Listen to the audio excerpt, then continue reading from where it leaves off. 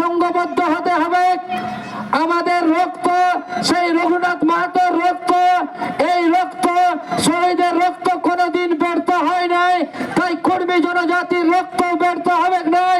কর্মী জনজাতি লড়াই সংগ্রামের মাধ্যমে আমাদের হক অধিকার আমরা ছিনাই নিব।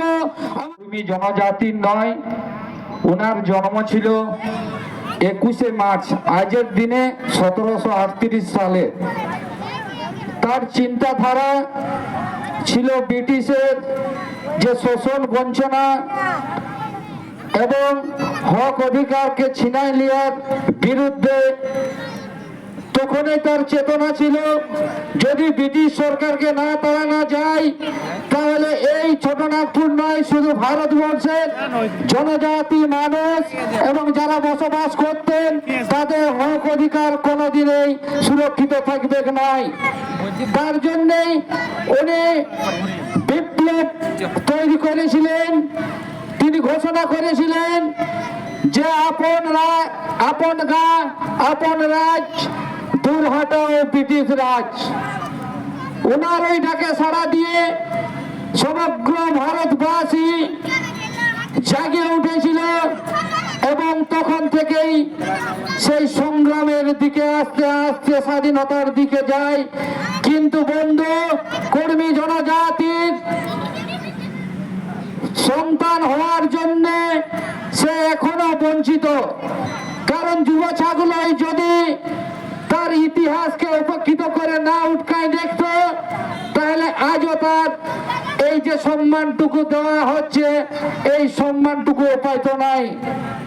কিন্তু আমাদের রাজ্য বলুন কেন্দ্র বলুন এখনো পর্যন্ত এই শহীদকে মান্যতা দিয়েছে রাজ্য সরকার, কেন্দ্র সরকার, কিন্তু বিভিন্ন জায়গায় তার স্ট্যাচু করার দায়িত্ব কিন্তু সেই ভারত এবং আমাদের পশ্চিমবঙ্গ সরকারের পড়ে। কিন্তু আমাদেরকেও করতে হচ্ছে এখনো এই জনজাতির, কিন্তু এই জনজাতির কিন্তু নেতৃত্ব দেয় না।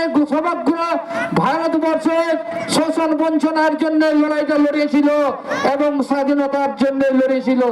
প্রথম শহীদ বীর শহীদ ক্রান্তিবীর রঘুনাথ মাহাতো অমর রহে। কারণ আমরা এখনো উপেক্ষিত থাকার জন্য সেই ক্রান্তিকারী বীরারাজকে উন্মোচন করে আমরা আমাদের এই জনজাতি তৎসৎ আমাদের এই ভারতবর্ষে এই প্রতিষ্ঠিত করেছি। তাই আপনাদেরকে সংঘবদ্ধ হতে হবে। আমাদের রক্ত সেই রঘুনাথ মাহাতোর রক্ত, এই রক্ত শহীদের রক্ত কোনোদিন ব্যর্থ হয় নাই, তাই কর্মী জনজাতির রক্ত ব্যর্থ হবে নাই। কর্মী জনজাতি লড়াই সংগ্রামের মাধ্যমে আমাদের হক অধিকার আমরা ছিনাই নিব।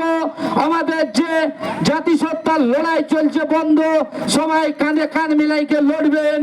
এই লড়াই সংগ্রামের মাধ্যমে যেমন রঘুনাথ মাহাতো আজ আমাদের স্বাধীনতা প্রতিষ্ঠাতা করেছিল, কিন্তু আমাদের এই কর্মী জনজাতির সংগঠিত ঐক্যবদ্ধ লড়াই জাতিসত্তাকে আমাদের ফিরাই নিবে। এইটুকু বলে কে আবার সেই রঘুনাথ মাহাতো অমর রয়ে, বীর শহীদ রঘুনাথ মাহাতো অমর রয়ে বলে কে আমি হুকুম দিচ্ছি। জয় গরাম, জোহার।